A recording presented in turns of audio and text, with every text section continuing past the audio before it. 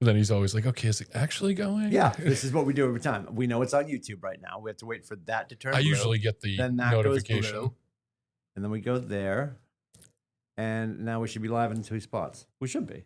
We're going to find out. It's going to be great. Starting. What do you got? What do you got? Doesn't pinged yet. No? You got anything? Really?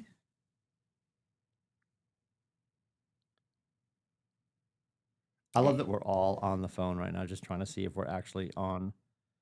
Is the world operating right now?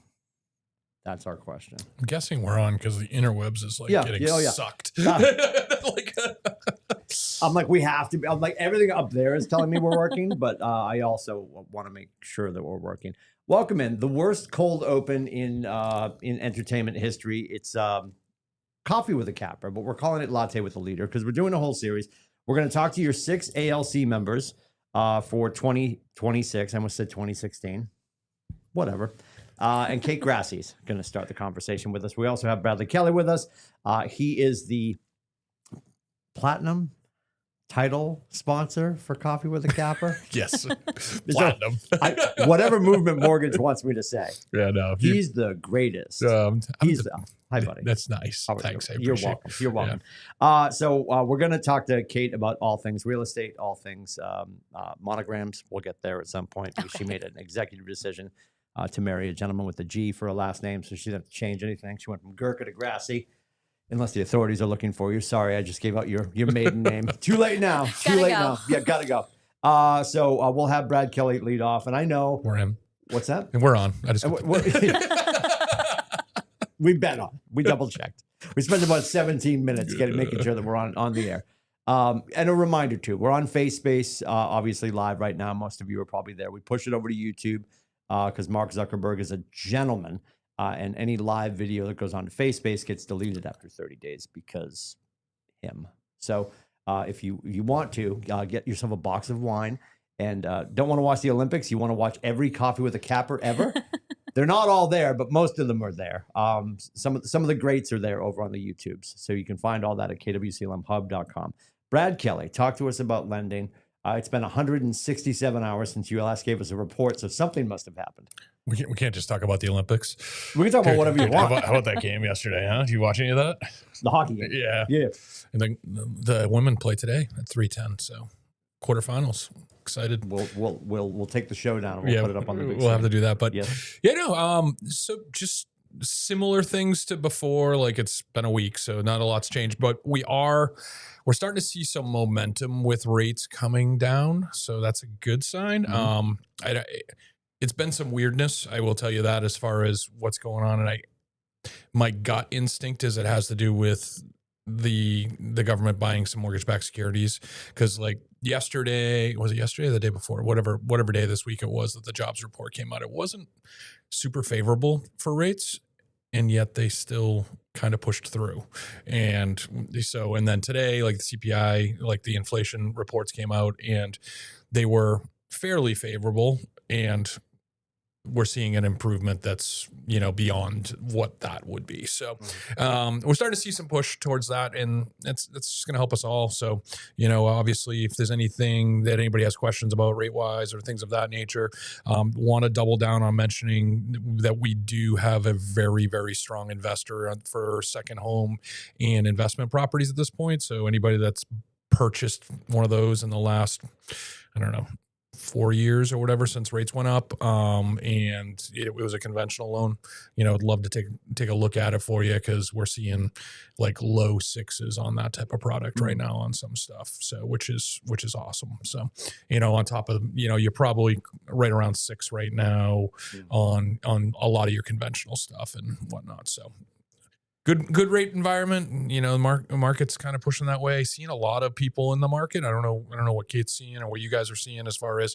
a lot of pre-approvals coming in and people looking, and it just feels like this year is going to be a good year. Excellent. Yeah. So that's my 2 cents. Great news. Have you seen enough action with people that may have bought at a chunkier number and the rates dropped just enough that they're actually coming back for a refi? Has it been that long? Have you had enough of those people? we're so basically what I try to do with my customers is try to set up a like, okay, what's the plan? You know, where do we want to go? You know, usually 1% ish, depending on, you know, what you're looking at doing is the make sense area.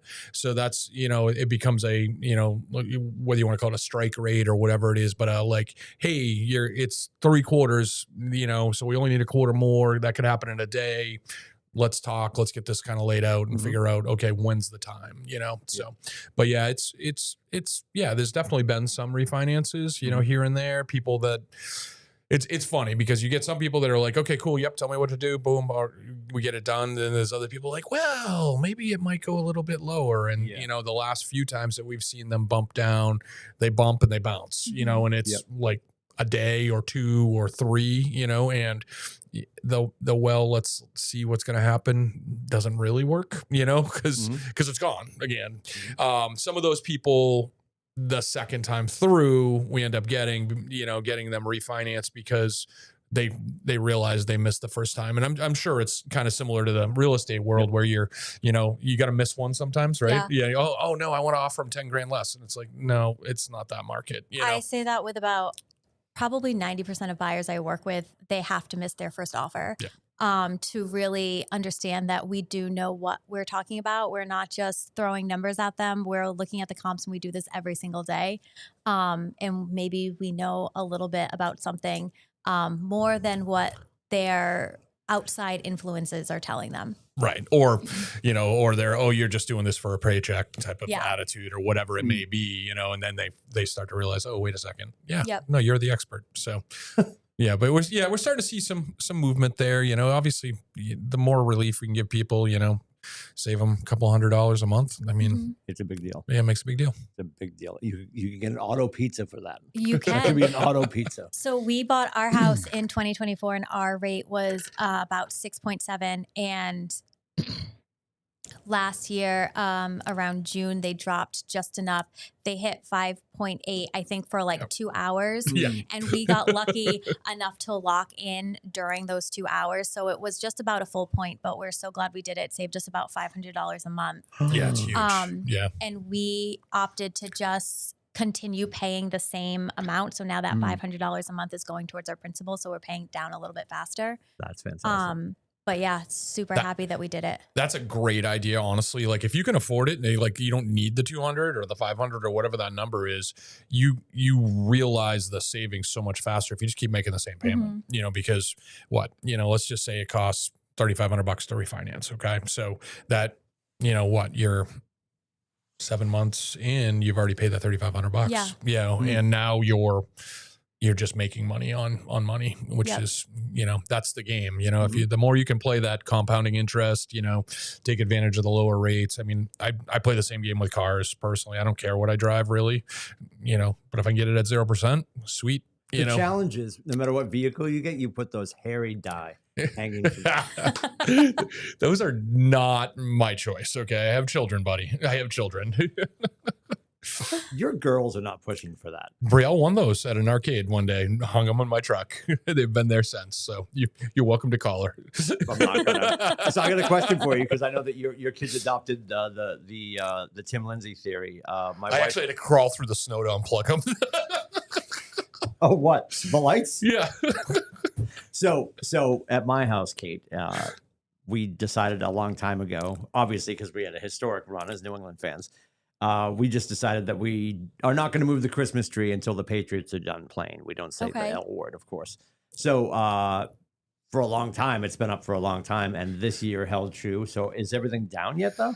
It's not, no, dude, it's buried. So yeah, so I'm leaving this morning, and Janina's like, so you and Francis have to get all the boxes out of the attic. So Christmas is completely up at our house.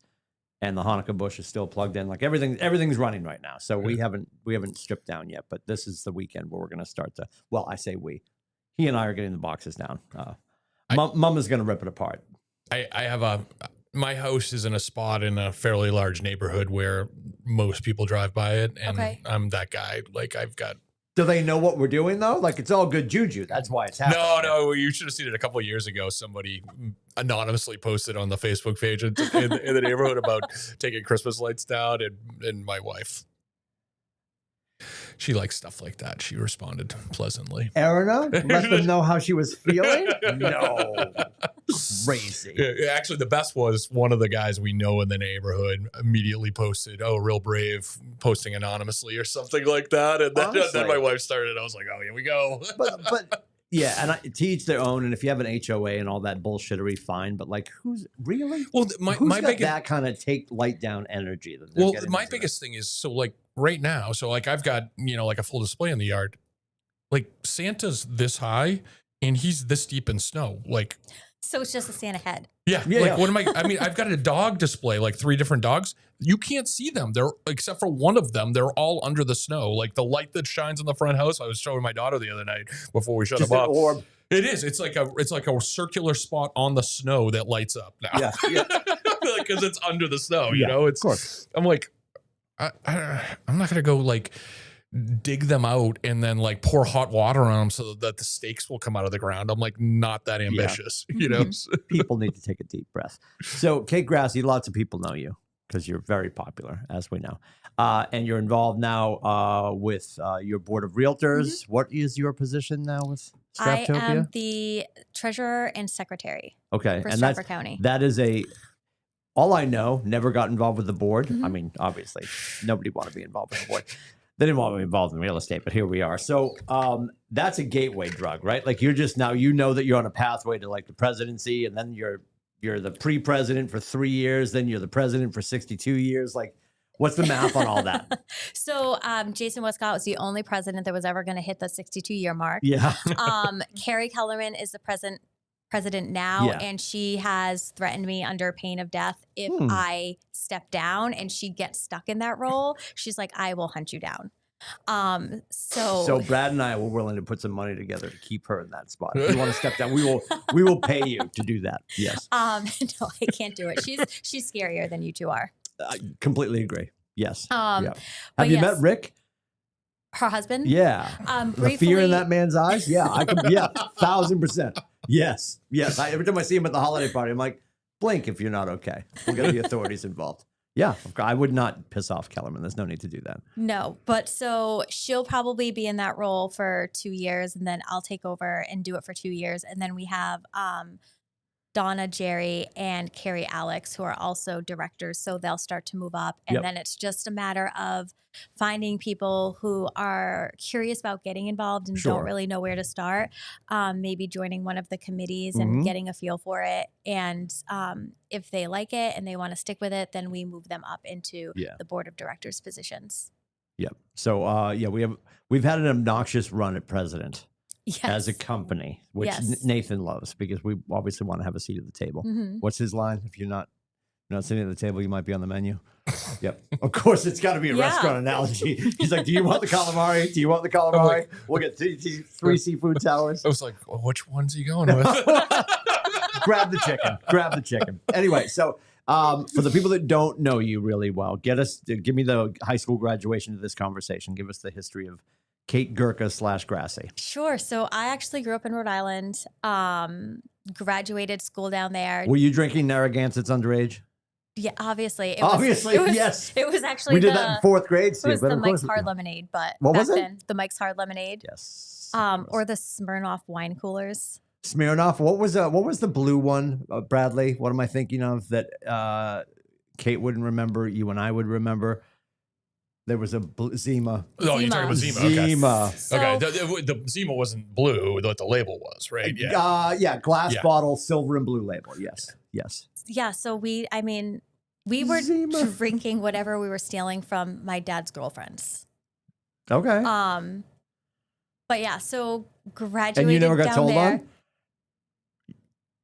My dad's girlfriend, some of the women he dated were kind of lushy, so I don't know that they kept count. They weren't keeping track. They weren't tracking. They needed command. So I had a really funny story about that. Me and my girlfriends would sit in the hot tub and we drank the wine coolers, and then there was a loose board. So we would like lift up the board and throw the empty bottles under there.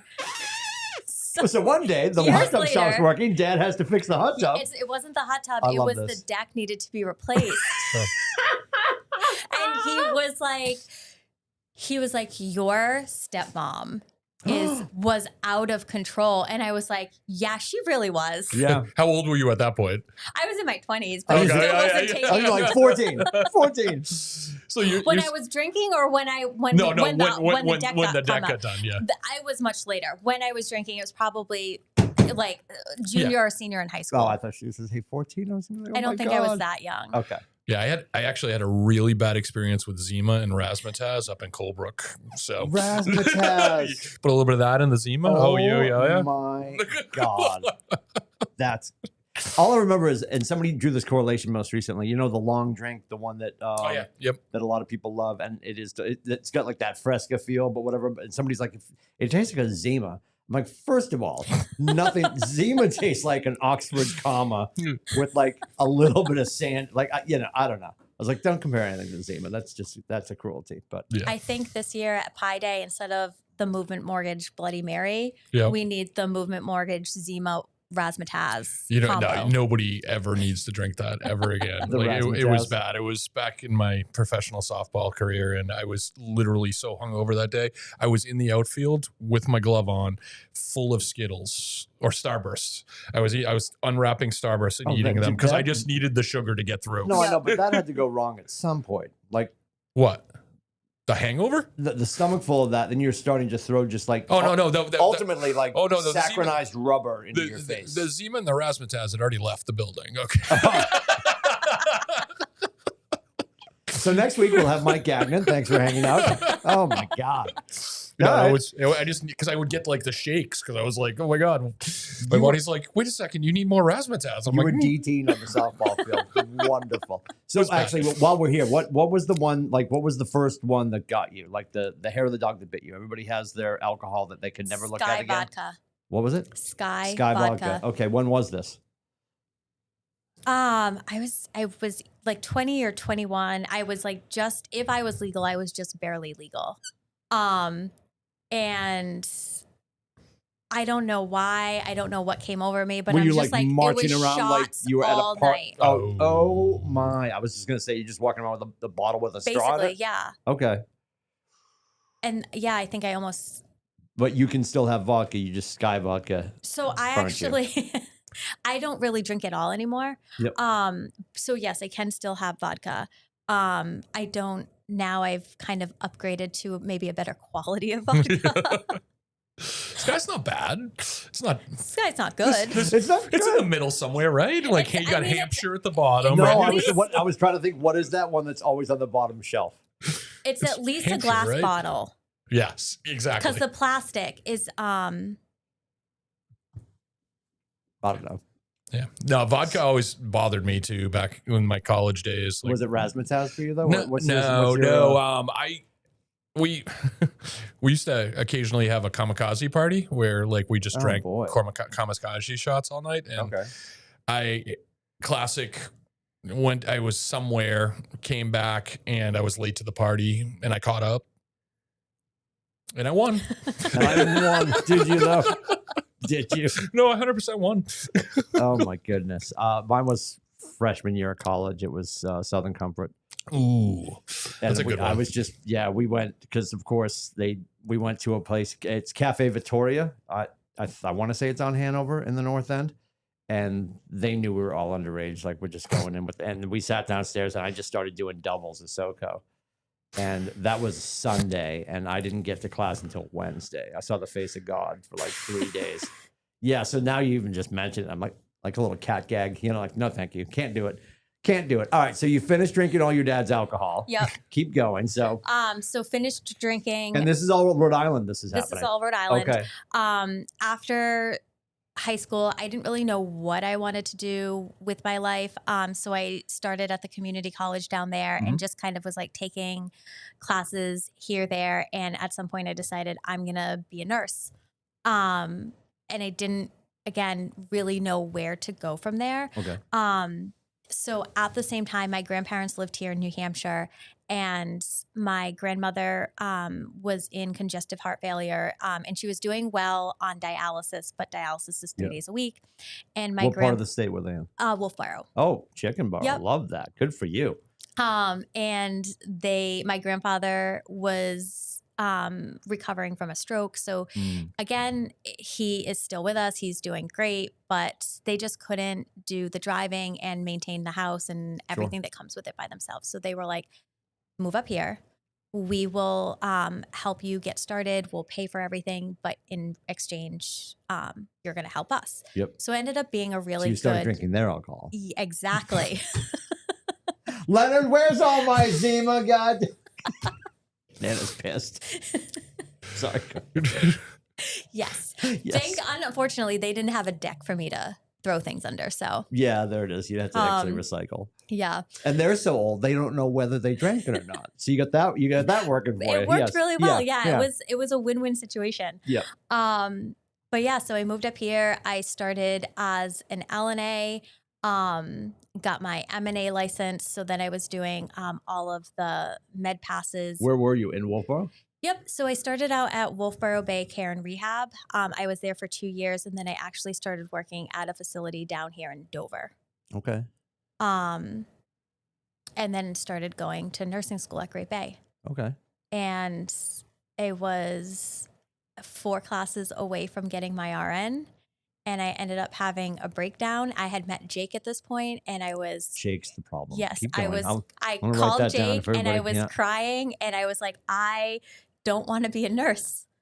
And he's like, well, then why are you doing it? Yeah. I was just going to ask you how that went because Well, I have friends that went through the nursing stuff, and it's brutal. But Nathan long. Fredette talked last week. He was 20 minutes away from taking the bar exam. Yeah. Like so many people finish and they're just like, nope. Yeah. Yeah. I just, and it wasn't the actual job itself. I loved the job. I loved the people I worked with. I was in that field for 10 years.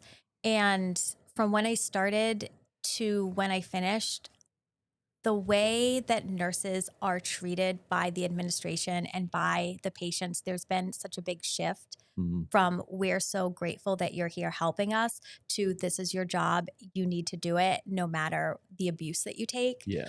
I just was like, I don't have 30 more years of this in me. Yeah.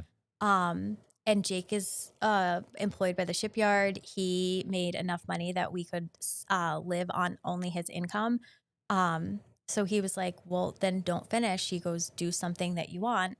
And my best Smartest thing he could have ever said. Yes. Because now when you show up at our party, he's on your arm. Yep. Yes. Yep. And so I was really good friends with Bonnie Sear's daughter. Bonnie Sear obviously really well in real estate. And she was like, take Shannon Aldrich's class. She's like, the worst thing that's going to happen is you hate it and you're out $300. Yeah. Because that's how much the class was back in 2019. And you didn't hate it. And I did take it. Oh, no, I said, but you didn't hate it. I didn't hate it. No, I loved it. Yeah. And now at so this point, here we in are. this window, are you Zooming or in person? I was in person. You were. I was pre-COVID. The few, the proud. Yep. Yeah. Okay. You, Very good. you said 2019, so you just missed.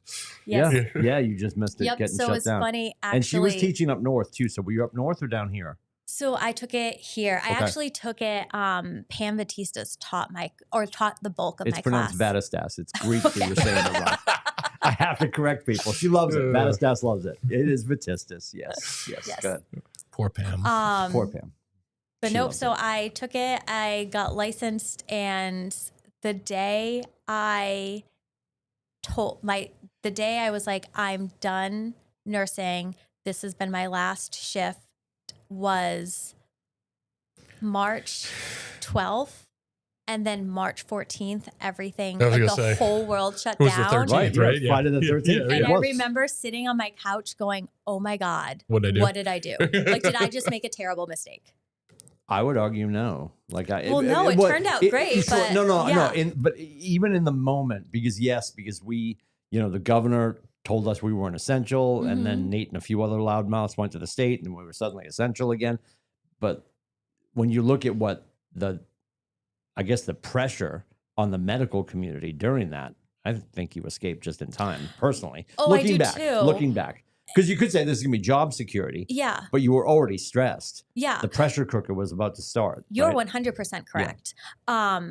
But I think in that moment of real estate's non-essential, wait nursing a minute. The world's is non-essential. ending. Nobody wants to buy a house now. Like, holy shit. And because I was brand new in real estate, all of my buyers are FHA, New Hampshire Housing, and all of those programs are government programs, and the government is like shutting down. And I was like, oh my goodness, what did I just do?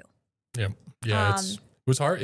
I imagine that was crazy for you. Like, it was definitely adjustment. I will be honest, I had a lot of time on my hands in the beginning, which Jake was actually, because at the shipyard, so many people had gone home because of COVID that he was working a lot of overtime. So financially we were okay.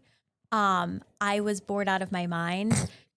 We cleared our backyard of trees and I dirt raked the entire yard by hand because I had nothing else to do. I seeded it and then I was out there. I'm not exaggerating this. I watched that grass grow.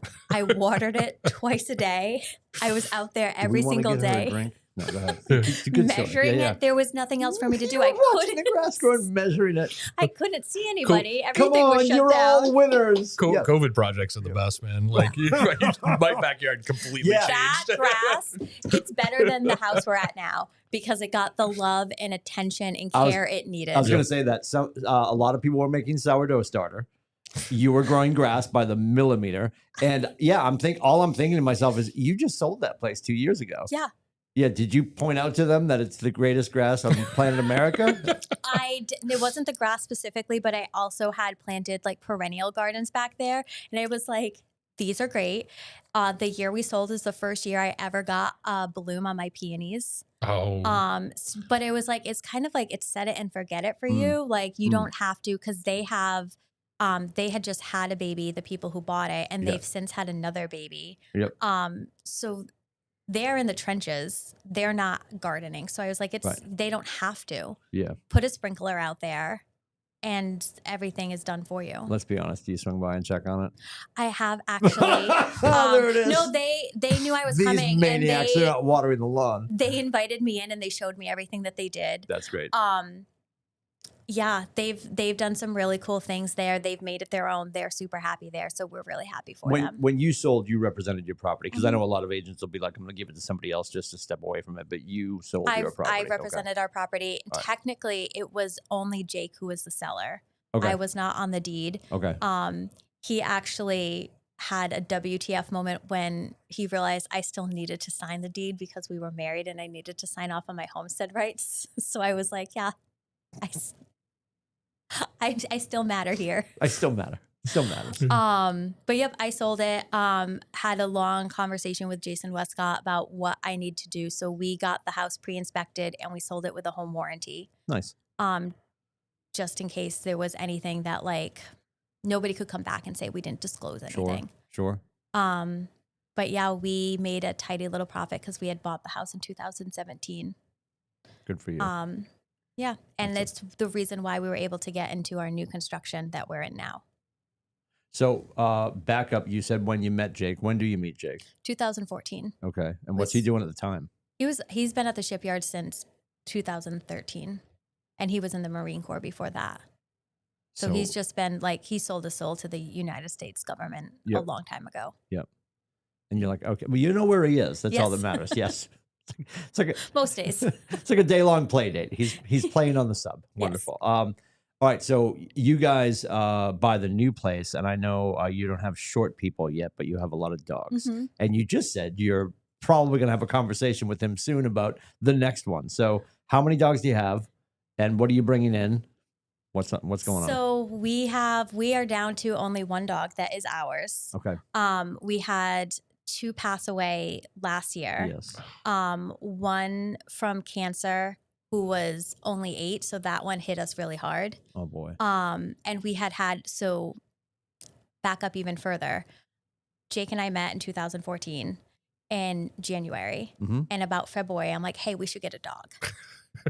And he made me wait until we bought our house. So I had to wait 3 years before I could get a dog. And he told me I could get one dog. He wanted a female and he wanted it to be a lab. The math is making sense now because you foster dogs all the time. All right, so that's how you're circumventing his rule. Kind of. Because you don't own them. Well, so he told me he's not in charge anymore. No. He's not watching the grass grow anymore. The grass at the new place sucks.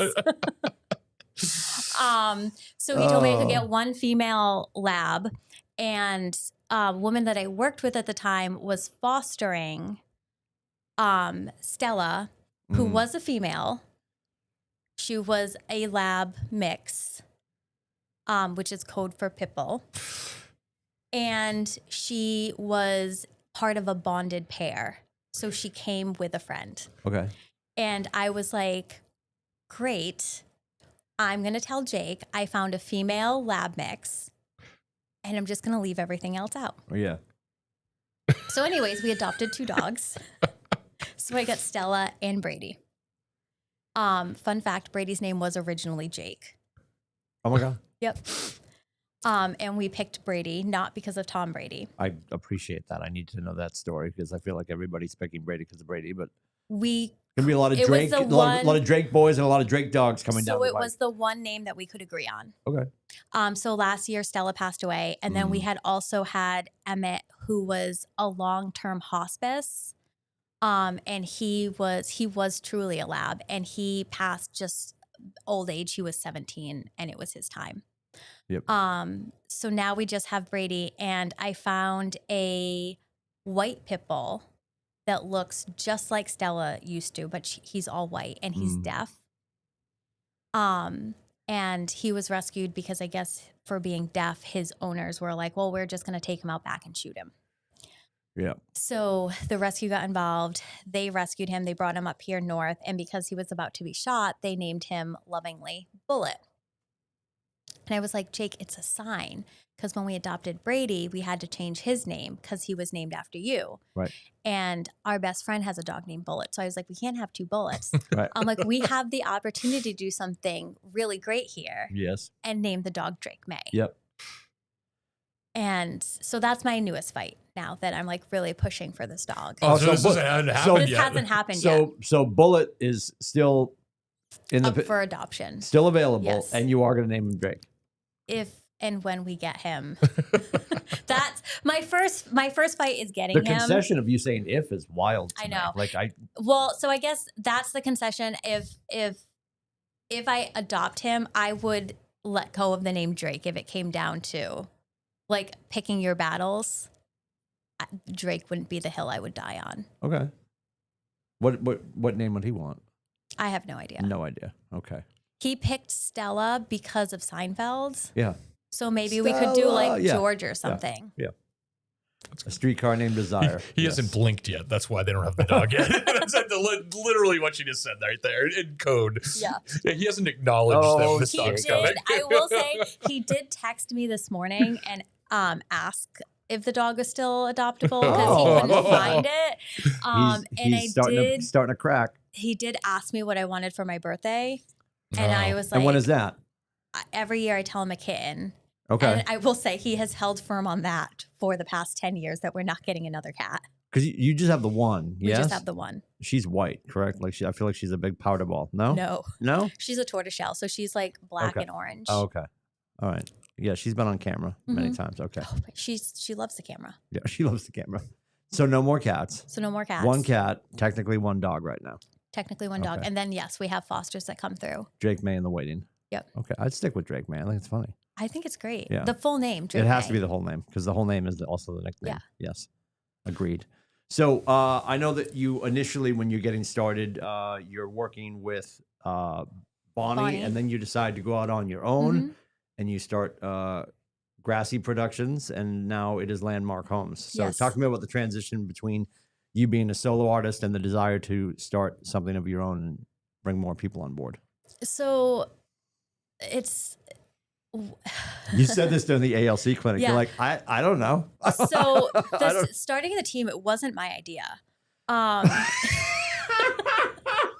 She was like, I was happy and fine. I wouldn't say that I was happy. I was not fine. I had actually started talking to Tim about, I'm like, I am so busy. I don't know what to do. And Tim's like, you need leverage.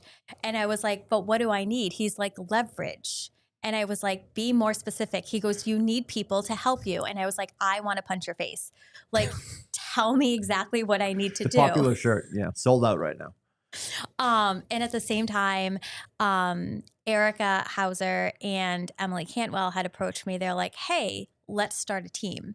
And I was like, I can't start a team. I don't know what I'm doing. I'm still trying to figure out what Tim said. Yeah. And I told them no a couple times. And to their credit, they were super persistent. So I was like, fine, let's sit down with Jeff D'Angelo was the TL at the time. I was like, let's sit down with them. Yep.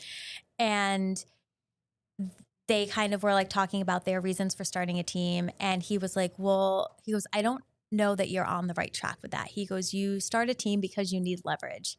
And he started. And then you punched him in the face. He started telling me everything Yeah. that I had been like complaining to Tim that I needed are the reasons that you start a team. So I was like, okay. I'm like, I guess this is what I need to do. And I met privately with Jeff and we had a deeper conversation. So he kind of gave me like the blueprint and we did it. And I look back 2 years later now and I was like, why did anybody at leadership sign off on this? Like I had no idea what I was doing. Well, here's the thing though. Nobody does. And the first piece of leverage is making sure you get your operational side going.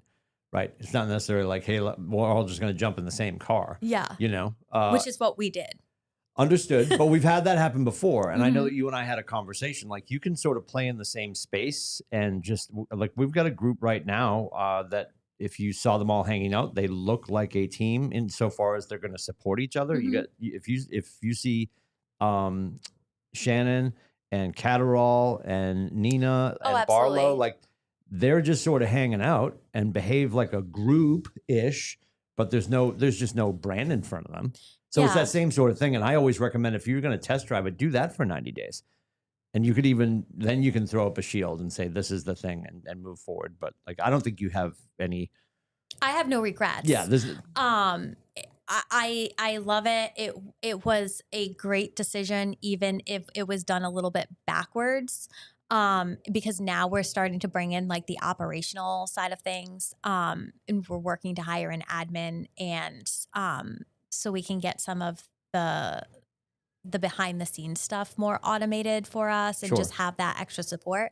So to your point, should that have been done first? Probably. But I always ask myself, like, would I be right here now if I had done it any other way? So Hauser and Cantwell both wanted to work with you because the three of you had symmetry. I think the challenge is people start a team and they don't build out the operational side. They don't create the leverage for themselves.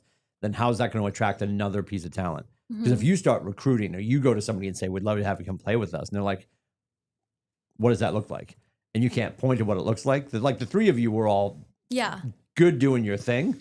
It's going to be better when you have that operational leverage in place. But when we're bringing an agent in off the street, and if we're talking about like Gary's mathematical break, and you tell them, okay, but when you come back, your GCI check's going to get cut in half by Kaylee. And they're like, well, where does that 50% go? There should be this list of accoutrement and all the cool stuff that happens on their behalf that wasn't happening before when it was just them and their cat Mittens, right? Exactly. Or their dog Bullet or whatever. So and that is something I'm very much aware of. And something when we built the team and we're talking about splits is what does that value proposition that Landmark is providing look like and what is that worth?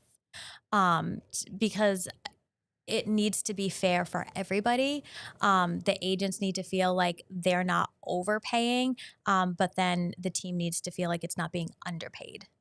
1,000%. It's about profitability. Yeah. People look at Gary's numbers and they're like, well, when you're challenged by, not that I think most of the country, a lot of teams, certainly in our ecosystem, are probably talking about a 60-40. And we're not going to talk about numbers, but there we are. Like there's not a lot of people holding to that 50-50 outside of maybe the buyer side. After that, there's a whole bunch of different math because it depends on what you are offering. The challenge is people will be like, well, I can't hold that math because I'm not offering that value. Well, let's start and have that conversation and make sure the value is built. And then above and beyond that, if everyone is behaving as an agent that needs to go get business, it will always make sense. Like Mark King said it ages ago. It's like there are teams, there are groups, and there are gloms. And a glom is a group of agents standing next to an agent holding a credit card. And that's what a lot of people in real estate do. Yep. Like one of us is going to be responsible for everything. And if that's the case, but I think the three of you had symmetry and it made sense. And we don't have a lot of teams that are like hitting the ground running perfectly to start with anyway. Yeah. Our most successful teams are probably behind the curtain. They're like, oh, good. Nobody died today. Honestly, because it is what it is. Yeah. And I think, we are very good at tracking everything. So I can tell you like where we started to where we are now. Mm-hmm. The units have grown, the volume has grown. We've honed in like the service that we're providing. Yep. So we are getting a lot of repeat clients and referrals now. So we're doing something right. It's just kind of looking back to like where we started. I'm like, holy crap, we were a hot mess. Well, and there's going to be a million iterations of Landmark. Mm-hmm. And, at some point, there's going to be new people on the team. And at some point, there's going to be people that are on the team now that might not stay. Mm-hmm. Like, not everybody's going to stick around for 2.8, 3.1. And we have to be okay with that. And there's success in that, too. It's almost like the coaching tree. Oh, yeah. Like if In you 2030, Kate is going to be looking at the version of me that I'm sitting here now and being like, she was a hot mess and she had no idea.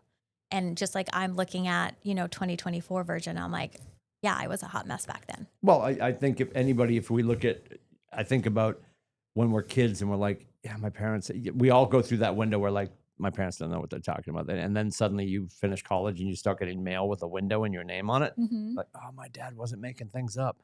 My dad knew what he was talking about.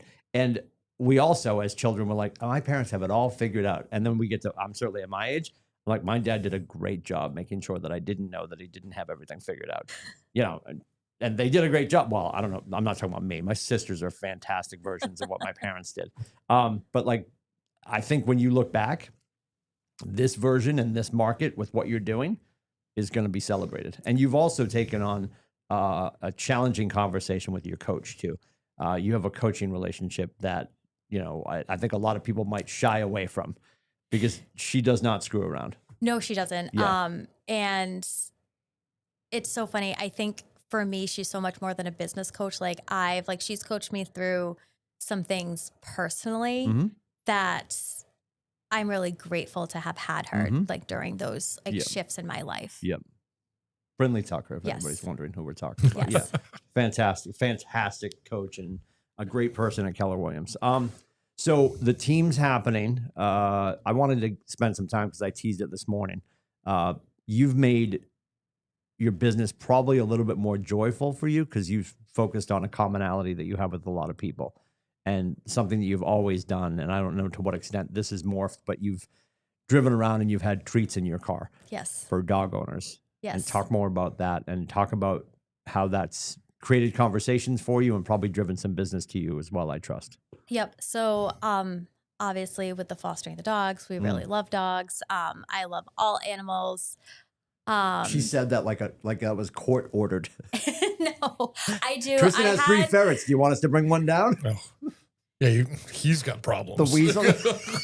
I would not own a ferret because I don't like the smell of them. Yes. But I would definitely cuddle a ferret. I also, for a really long time, was adamant that we did not end up buying a house with enough land. But for ferrets? No. We don't have enough weasel land. One of my dreams was to rescue dairy cows. I wanted to get 4. Did you think this up in a hot tub in Narragansett? You know what I'm going to do when I get older? 3 more Zimas. I'm going to have a great idea. We're going to save cows. I wanted 4 cows and I wanted to name them after the Golden Girls. Fantastic. That's fantastic. Yeah, my poor husband. Yeah. He puts up with a lot. But yeah, so fostering the dogs, I have treat bags that say, does your dog need a bigger backyard? And on the back, it says, I love referrals. And then it has a spot for my business card.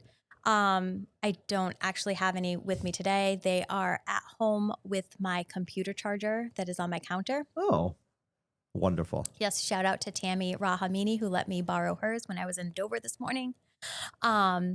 But yeah, they just each bag has 2 treats in it, and I have 100% stopped people and be like, "Oh, can I say hi to your dog?" And then once I do, I'm like, "Is it okay if they have a treat?" And then I can hand them the bag, and it's nothing to do with real estate because I'm not saying, "Oh, are you interested in buying or selling or investing in real estate?" I'm giving their dog a treat and there's 2 of them. So then they get to take the other one home with them. Yep. And they have my card and a little bit about what I do.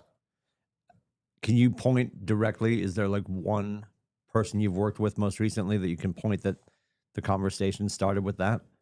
Not to that specifically. I have gotten a number of business from fostering. Okay. Love that.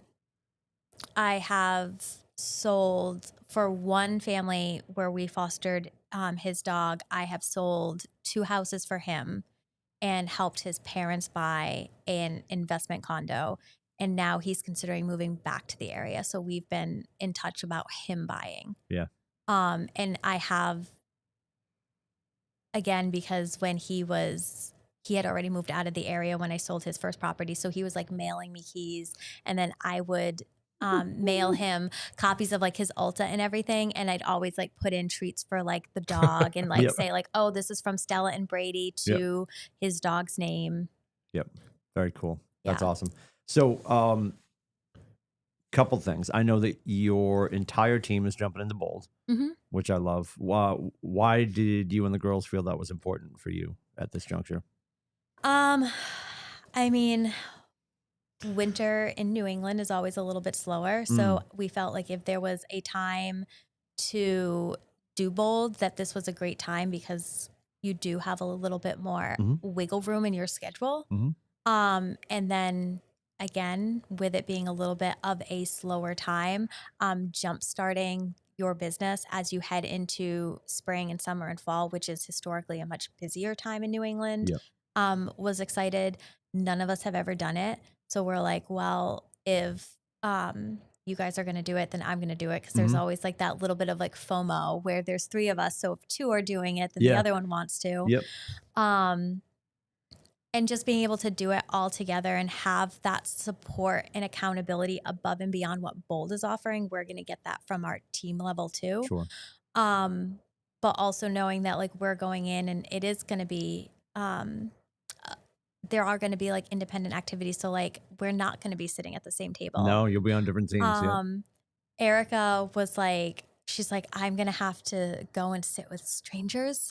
I I'm like, love all of this. Hauser's going to lose her mind. Yeah. None of them bite. So she's like, she's super excited now. 2 of them bite, but we're going to have them at their own table. And then they were at the All Partners meeting last month where Erica had told me, she's like, I went in with all of these like reasons where I was not signing up for Bold. And she's like, then Cornelius and Emily and Mike Gagnon got up there and Steve Bardale got up there and they talked about their reasons for not doing Bold and why they ended up being wrong and really getting a lot out of Bold. And she's like sitting there silently and she's like, shit. I hate them. Yeah. She's like, well, there goes that reason. Wait for there reason goes and this logic to reason. show up. Yeah. And yeah, then Pete Mensch got involved and he called them individually and bullied them until they signed up. So it was really an office-wide effort. But yes, now Landmark is fully committed to Bold. Perfect. That starts Tuesday, which is pretty cool. Yep. Social media, you guys have leaned in a lot. Yes. The video that I can't shake is the ghost video when you're running down the hill and you did the cold out and you let the audio fly. And I thought it was Cantwell. And you're like, well, it wasn't Cantwell and it wasn't me. So you exposed that it was Hauser. If you haven't seen this video, that's not true. Oh. I did not expose it. Anyway, Carrie Alex. Oh, she did. Okay. She commented on it and she just fully called Erica out. Oh, okay. Yeah. So if you scroll back to the October area of your Instagram, I trust. Yep. Yours or team or both? Team. Probably both. Okay. Team. All right. So the Landmark Instagram, go back to October. You'll see them dressed as ghosts running down a leaf covered hill. And then the audio fades out and you can just hear them laughing. And then Erica says, oh my God, I just farted. She said, I was tooting. Tooting. Yeah. Whatever it was. Like, it's just perfect. Yes. And the fact that you didn't cut that out. So now whose idea was that to leave it in? Because I'm sure she got a vote. So no, that was out. That was added back in because I sent them the final cut and Erica goes, it needs something else at the end. And it was late and I was tired. So I was just like, what else can I put in it? And I was like, this is it. Oh my God. Fantastic. this is what's happening. This is what's going in. With everything going on, obviously 3 schedules, and bolts coming in. There's all these things going on in your lives, personally, professionally. How do you make sure that you have a content calendar? How do you make sure that you guys are getting into the same space? I know you work together, but you're also not like, you're all not going to the same buyer presentation. Like, you're all doing your business, and it's a team. It's a team presence. So, do you have a content calendar? I know I'm asking some rhetorical questions for you, but we do have a content calendar and the content day sometimes too. Okay.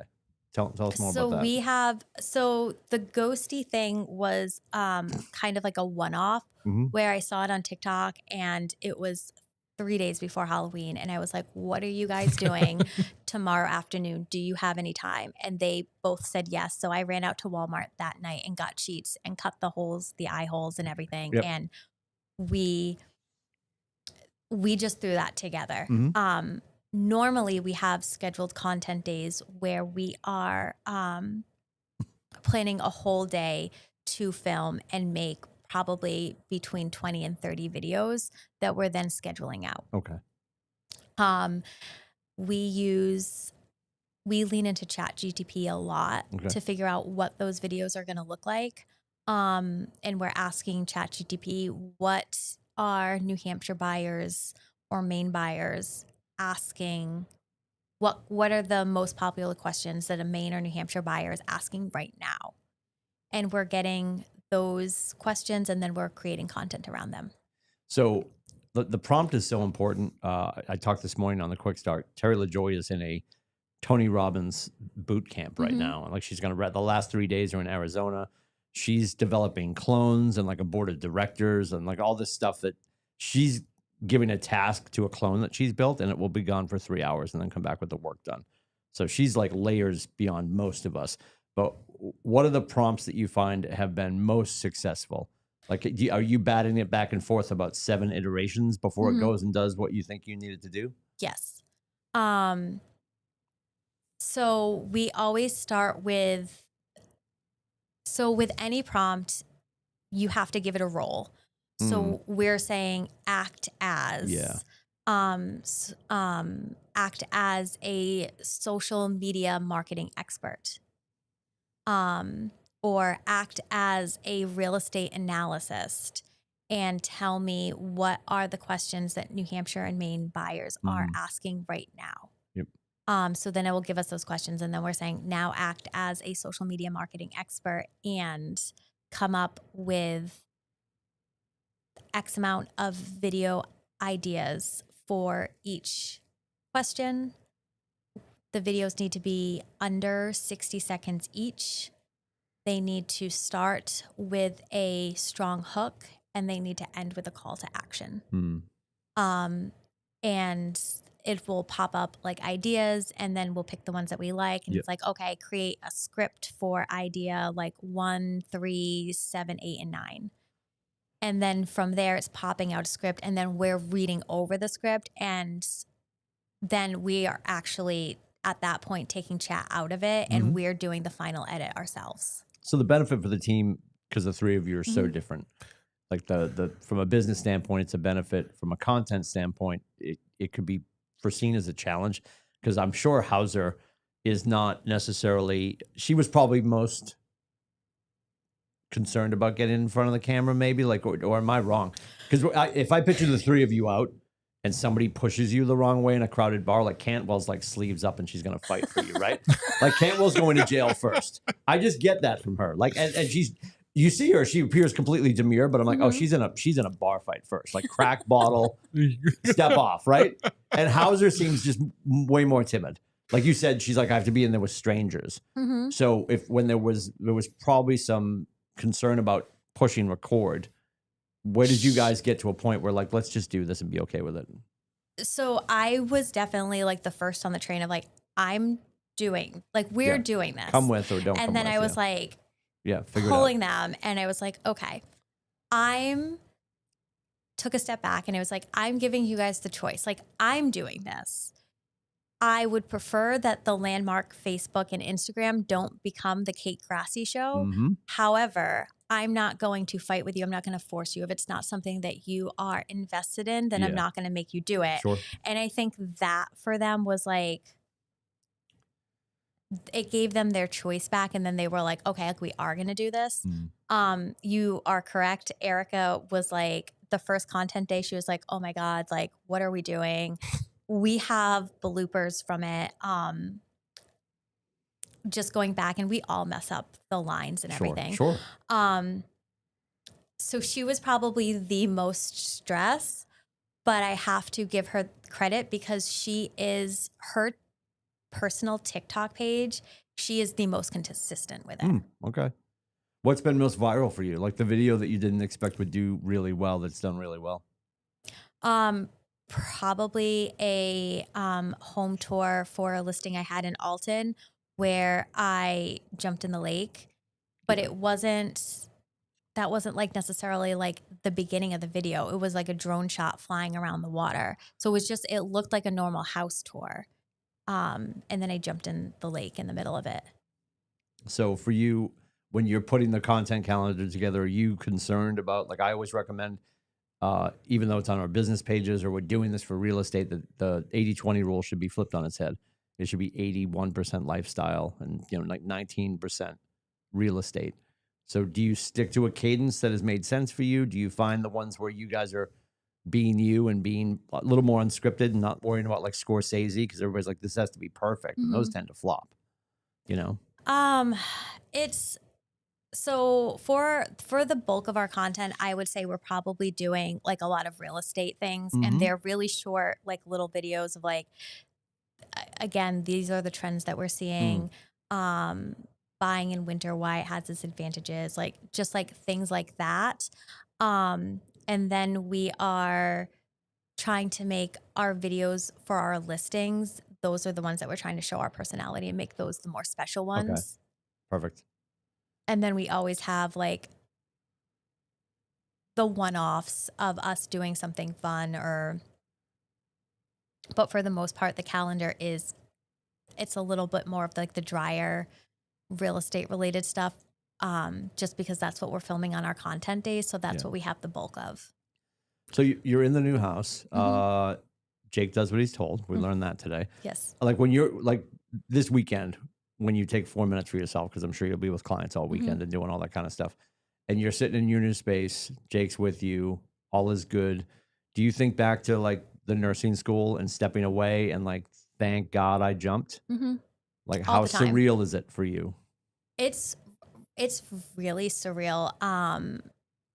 Even just, I mean, I think we had this conversation when we were at the ALC.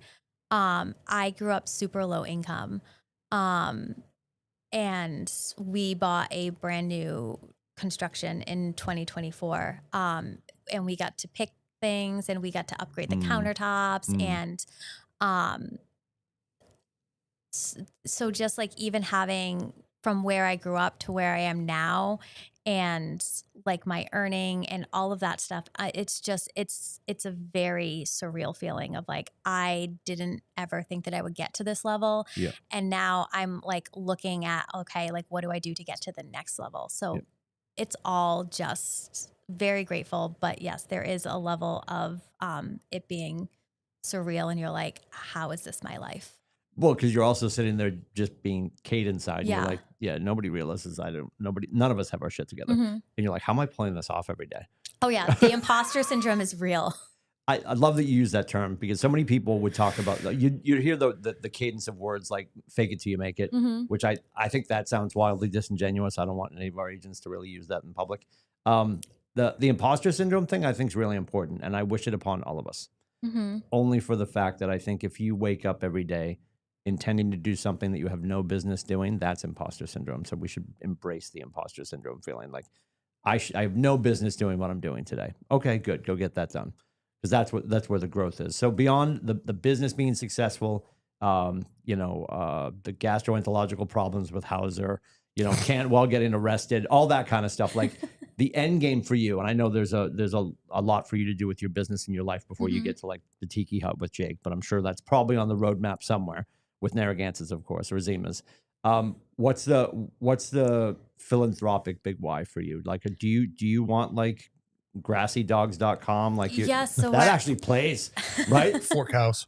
Oh, yeah. I mean, is it? is it going to be the big barn with the 4 cows, or do you want the foundation for the dogs? Like, what's the thing you're thinking about? So I don't know exactly where it's going to go yet. And again, something we talked about at the ALC is the big why. And again, having been brought up lower income and just some of the things that I went through growing up, I think I was stuck in survival mode for a really long time. So when you are saying, oh, your big why should go beyond, oh, my husband or my wife or my kids, I think that there's a lot of privilege with that mindset, because for so many people who have been in survival mode, like just doing it for your kids and being able to pay your bills, that is the biggest why that they can come up with. And I'm now at a point in my life and in my business and, you know, through coaching with Brindley, that I'm really starting to come out of that and being able to look at something bigger. So this year I am starting to be more intentional with giving back, and we're going to be launching a I don't even know what I'm going to call it yet, but we're going to be launching some sort of program with every closing. We're sponsoring an animal at a local rescue organization. Yeah. So I have 2 that I'm going to be working with. I've heard back. I've gotten the thumbs up from one. I'm waiting to hear back from the other. But I want to be able to give clients a choice, but I also want to have some control over that choice, where I've already vetted the organization and what they do. But so it's probably going to be right around $500 per closing will get donated, and then the client will get to choose from one or the other. Very cool. That's awesome. Then we could start a little trust fund for Jake. We call it for Jake's sake. Right? Get him a little he shed out back, right? You know, when you run out of room for him because you have so many dogs in the house. That is on the list. Sake. I like that. So, fun fact about my house, Sam Alphonse. Jake has a corner. Yeah. No, Sam Alphonse is actually was the builder. And back when we bought it, Alex Lamonte was still working with him. So Alex was the one who toured our house with us the first time. And on the schematics, there was a room on the first floor that was designated as an office. So when Alex showed it to us, he was like, oh, this would be your office. And I was like, dog room. Dog room. It's right off the mud room. I'm like, this is the dog room. And to my credit, I will post a picture of it in the comments for this video at some point today. But we do have it's a dog room. It's got their portraits on the wall. They have a crate that looks like a built-in with like their beds in it. It's got their feeding station. It's got all of their, I'm going to say outfits. It's their harnesses and their leashes, but everything's coordinated. So yeah, it is the dog's room. I think I need one of those at home. So my dog hates wearing his collar. So when he's home, he's not wearing a collar because he's not going anywhere. Just nude, walking around the house naked. Yeah, he loves that. Yeah. But like when we gotta go somewhere, I'm like, we're all like, where's the collar? Like, who took it off last? You know, like where it is. We need a dog room. It's fantastic. Yeah. It's fantastic. So yeah. Is it like I've seen those videos before of like people that build like dog houses in like under their stairs and stuff like that? Have you like decorated it up? I mean, obviously you got photos and all that stuff. Is it? Yeah, no, it's there's like little, because again, people gift me like the word art that's like animal related. Yep. So, which is not necessarily what I would choose for the main part of my house. So that's all gone into the dog room. So you clearly have the picture of the dogs playing poker that has to be hanging in that room. Oh no, it's my dog's portraits. We had them like Did you do like Step Brothers where they're like J.C. Penney looking off to the side in bad sweaters? I'll post a picture. Nice. I love this. Yeah. That's awesome. Fantastic. Kate Grassi, before you escape, I ask everybody if you could go back and talk to you on day one, which apparently was March 14th, right? What would you do differently? What advice would you give yourself? I think I would just tell myself to keep the faith. Like, it's going to be okay. You just got to keep going. And then if there was one thing I wish I did maybe sooner, I would not have tried to have the separation between real estate Kate and regular Kate, I would have just, this is my Played whole in the life. same This space. is every single Yeah. piece of it. Yeah. Because once I really embraced that real estate is such a big part of who I am and sharing that with people instead of trying to just hide that on a business page, Sure. I really did see my business take off. Fantastic. Yeah. We have someone with, he doesn't have the hair that you have. So Mike Gagnon is here next week. What was that? What just happened? Oh, is your out? It's that bottle, probably. Oh, really? That was loud. All right, things are exploding here in the office, which is great. We have Mike Gagnon next week for Latte with a Leader. That will be at 11 o'clock. Kate Grassi, thank you so much. Thank you. Tell the girls to behave. If Yes. they need to get a hold of you and your team for referral purposes or questions, comments, concerns, best way to get a hold of you. So my cell phone number is 603-833-9267. Perfect. Thanks, Kate. Thank you. Thank you, Bradley. Thank you. Have a great weekend, everybody. Bye. Bye.